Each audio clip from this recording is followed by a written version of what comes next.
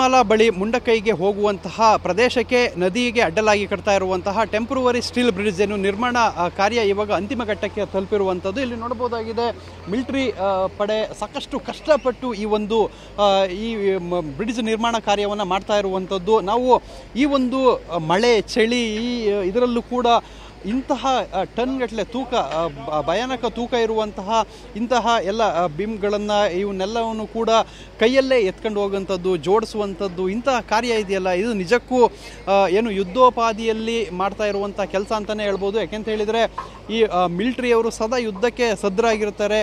ಅಂಥದ್ದೇ ಸ್ಥಿತಿಯಲ್ಲಿ ನಿರ್ಮಾಣ ಆಗಿದೆ ಅಂತ ಹೇಳಿ ಯುದ್ಧಕ್ಕೆ ಯಾವ ರೀತಿ ಬೇಕು ತಯಾರಿ, ಅದೇ ರೀತಿ ಯುದ್ಧೋಪಾದಿಯಲ್ಲಿ ಈ ಒಂದು ಕೆಲಸವನ್ನು ಮಾಡ್ತಾ ಇರುವಂಥದ್ದು. ಅಂದರೆ ಈ ಒಂದು ಬ್ರಿಡ್ಜ್ ಎಷ್ಟು ಇಂಪಾರ್ಟೆಂಟ್ ಅಂತ ಹೇಳಿದರೆ ಮುಂಡಕೈನಲ್ಲಿ ಇನ್ನೂ ಕೂಡ ಸಾಕಷ್ಟು ಜನರು ರಕ್ಷಣೆ ಆಗಬೇಕಾಗಿದೆ, ಮೃತದೇಹಗಳನ್ನು ಹೊರತೆಗಿಬೇಕಾಗಿದೆ. ಸೊ ಅದಕ್ಕೋಸ್ಕರ ಈ ಒಂದು ಬ್ರಿಡ್ಜ್ ಮೇಲೆ ಈ ಟ್ರಕ್ ಓಡಾಡುವಂಥದ್ದು ಅನಿವಾರ್ಯ ಆಗಿದೆ. ಸೊ ಅದಕ್ಕೋಸ್ಕರ ಇಲ್ಲಿ ಸಾಕಷ್ಟು ಕಷ್ಟಪಟ್ಟು ಈ ಒಂದು ಬ್ರಿಡ್ಜ್ ನಿರ್ಮಾಣವನ್ನು ಮಾಡ್ತಾ ಇರುವಂಥದ್ದು. ಏನು ಅರ್ತ್ ಮೂವರ್ಗಳಿದೆ, ಅರ್ತ್ ಮೂವರ್ಗಳನ್ನು ಕೂಡ ಬಳಸ್ಕೊಂಡು ಕಟ್ತಾ ಇರುವಂಥದ್ದು. ಆದರೆ ಅರ್ತ್ ಮೂವರ್ಗಳ ಕೆಲಸ ಏನಂತ ಹೇಳಿದರೆ ಅದಕ್ಕೆ ಕೆಲವೊಂದು ಎಳೆಯುವಂಥದ್ದು ಬಲ ಕೊಡುವಂಥದ್ದು ಮಾತ್ರ ಇರುತ್ತೆ. ಉಳಿದಂತೆ ಇದನ್ನು ಅಲ್ಲಿಂದ ಇಲ್ಲಿಗೆ ಟ್ರಾನ್ಸ್ಪೋರ್ಟೇಷನ್ ಮಾಡೋಂಥ ಇರ್ಬೋದು, ತಂದು ಜೋಡಿಸೋವಂಥದ್ದು ಇರ್ಬೋದು, ಎಲ್ಲವನ್ನೂ ಕೂಡ ಸ್ವತಃ ತಮ್ಮ ಕೈಯಲ್ಲೇ ಯೋಧರುಗಳು ಮಾಡ್ತಾ ಇರುವಂಥದ್ದು.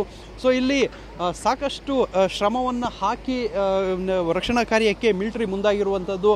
ಏನು ಇಂಡಿಯನ್ ಆರ್ಮಿ ಸಾಕಷ್ಟು ಶ್ರಮಪಟ್ಟು ಇಂಥದ್ದೊಂದು ಬ್ರಿಡ್ಜನ್ನು ನಿರ್ಮಾಣ ಮಾಡ್ತಾ ಇರುವಂಥದ್ದು. ಸದ್ಯಕ್ಕೆ ಇನ್ನೇನು ಅಂತಿಮ ಘಟ್ಟದಲ್ಲಿದೆ. ಇದಾದ ಬಳಿಕ ಆ ಪ್ಲೇಟನ್ನು ಅಡ್ಜಸ್ಟ್ ಆದ ಬಳಿಕ ಅದರ ಮೇಲೆ ಟ್ರಕ್ ಮತ್ತು ವಾಹನಗಳು ಈ ಭಾಗದಿಂದ ಆ ಭಾಗಕ್ಕೆ ಹೋಗುತ್ತೆ. ಇಲ್ಲಿಂದ ಫುಡ್ಡನ್ನು ತೆಗೆದುಕೊಂಡು ಹೋಗಿ ಆ ಕಡೆಯವರಿಗೆ ಕೊಡುವಂಥ ಕೆಲಸ ಆಗುತ್ತೆ. ಮತ್ತು ಅಲ್ಲಿ ಇದ್ದಂಥವರ ರಕ್ಷಣೆಯನ್ನು ಮಾಡಲಾಗುತ್ತೆ. ಮತ್ತು ಮೃತದೇಹಗಳೇನಾದರೂ ಅಲ್ಲಿ ಸಿಗಾಕೊಂಡಿದ್ರೆ ಅವನ್ನ ತೆಗೆದುಕೊಂಡು ಬರುವಂಥ ಕೆಲಸ ಕೂಡ ಆಗುತ್ತೆ.